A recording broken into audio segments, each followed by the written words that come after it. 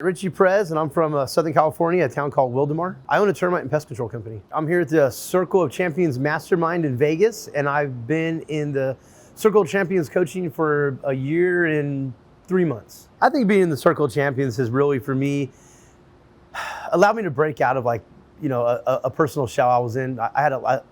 You wouldn't think, I would say this all the time, you wouldn't think it looking at me, but I had a lack of confidence in myself, a lack of confidence in my abilities.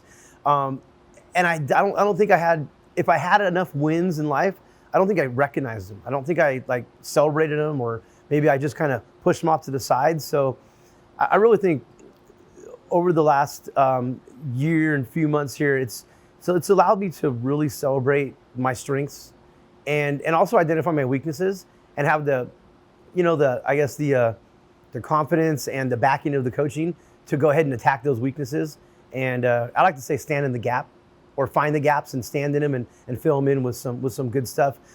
I enjoy physical, the whole physical aspect of life. I think we heard Coach Nate speak how we've been here at this mastermind. He spoke, directly to your physicality being a key to accessing all the other areas of your life, spiritual, financial, relational, and that really resonates with me. So, over this last year, I've taken on some physical challenges that have really built my confidence up, and also have some more under the radar, which I'm excited about, and some of them that kind of scare me, but that's okay. And I'm willing to.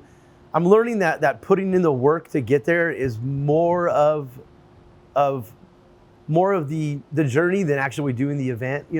Coach Nate always talks about when he gets prepared for the 100-mile runs, he does them, and then it's kind of like, oh, that's it, I'm done, I did it.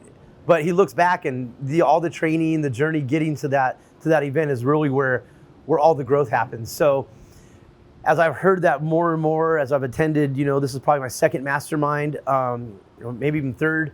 I think just hearing that over and over starts to resonate. Yeah, just loving the journey. And what we've heard this mastermind is what I heard this mastermind is that going to screw up some audio right there? Anyhow, repeat that. So what I really heard this mastermind was from Coach Satema. Be grateful in the grind and satisfied while you're striving. And I think that's super important, because sometimes you look at the grind and it's like, oh, I gotta grind. And it's like this miserable moments in life. And then when you're striving, you kind of think of striving as you're always reaching for something that you may or may not get. Just a little bit of a perspective shift with those two words. Grateful in the grind, because it's like, yeah, I got something to do. I got something to grind. I'm going for something. And then, satisfied, staying satisfied while you're striving. So it kind of takes out that, I feel like I'm reaching for something, but I'm not sure I'm going to get it. More now it kind of flips that over to like, I'm content where I'm at, but if I can get something more, if I can go after that and get it, awesome. If I don't, I'm still happy. So, we're unique, or I should say me, my wife and I went through immersion in 2019, around January. I got back, I talked to my wife, Michelle, and immediately I was like, babe, you got to go do this thing. It literally is life-changing. She didn't want to go do it at first. She kind of, had a lot of questions around it, and she ended up signing up, going through in February. And then she got back and told our son, who at the time was 19, you got to go through this thing too. And we all work in our family business together. So I think, just all of us being able to be on the same page with things, and it sounds like so cliche, we're all on the same page, but really it's just, I think more than anything, it's allowed us to raise a level of commitment to one another and be on the same page. I guess there's no other real way to say that, but it's kind of hard to put it all into words. You kind of got to go through the experience yourself as far as immersion goes.